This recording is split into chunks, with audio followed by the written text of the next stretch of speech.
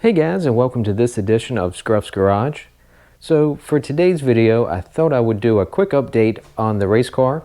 I thought this might be a good opportunity to show you a few things on it while I had the hood open, so to speak. I've got some of the body panels removed so you can kind of see the underpinnings of the car, and I'll talk about just a few of the projects I've had to work on through the winter time.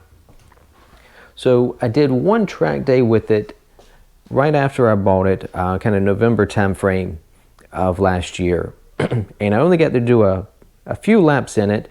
The two sessions I went out in ended in black flags, and then I developed some electrical issues, which turned out to be a bad battery. Now I checked, so it runs a motorcycle engine, which runs a stator and a rectifier, which is different than like an alternator on a car. But I checked all those sorts of things. All those were working correctly. It ended up being the battery.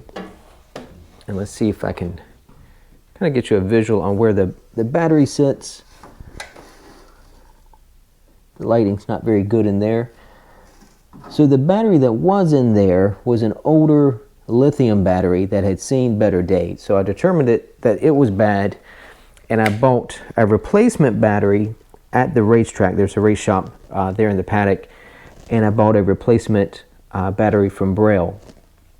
But even then, after I charged it, I still kept having battery issues, and I could never get it figured out while I was at the track. Well, I got home and started going through the warranty paperwork on the battery, and turns out the new battery was almost 3 years old, and it hadn't been cycled out the way that it should have.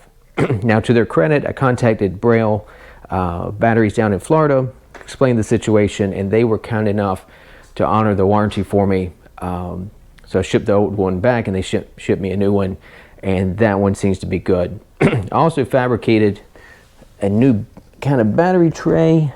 Hopefully you can see that. The old battery, I'll have to see if I could find a picture of it, was kind of bootlegged in there. So I reworked the battery tray and also wired in leads for a battery tender. That way, when I'm not using the car, I can keep that battery topped off, because obviously that's a very tiny battery and doesn't have a lot of additional capacity to sit and drain through the winter. Just a quick look. Runs the dual master cylinder, so you have a front and a rear, and then of course the clutch. You can see some of the suspension bits, the inboard springs. The other issue that I had, and I think it was probably my fault, but I lost the configuration on the dash. So it runs a dash 2 dash and data logger system, and somehow I lost configuration on it, and I had to contact Race Technology, and they helped me reflash the whole unit.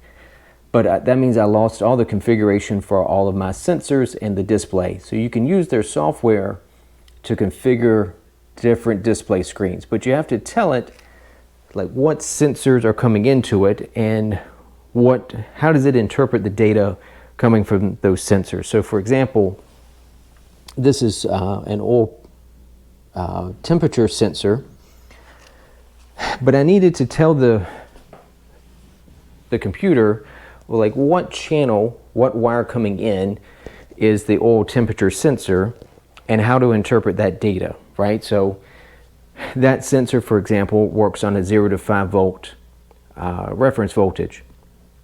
So if it sees 2.2 volts, well, how does it interpret that? What temperature should that be? Same thing for an oil pressure sensor.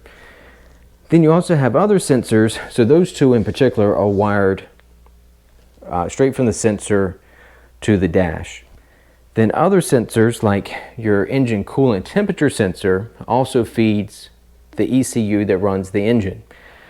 But it also taps into that, and that feeds in. There's a throttle position sensor, there's voltage, there's a number of things coming in through the wiring harness. So I had to go back and figure out what channels each sensor was coming in on, and then how does it interpret that data. And in the course of doing that, also found a that sensor in particular, the oil temperature sensor, some of the wiring was broken. I couldn't figure out why I still wasn't getting readings. I finally determined the sensor was messed up. So, and that sensor is actually an old style sensor. So I found that Race Technology had one in stock. It was like a new old stock kind of deal, and I had to special order it from England. But I got it wired in, so that's taken care of. So it's just been a learning curve figuring out how to get the dash set up and working.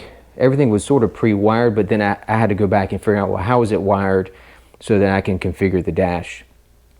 But I think I've got it sorted out for the most part. Here's a look at it runs a Canton fuel filter.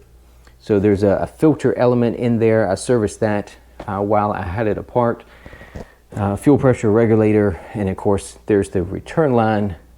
So for excess fuel, goes back and then goes back to the fuel cell.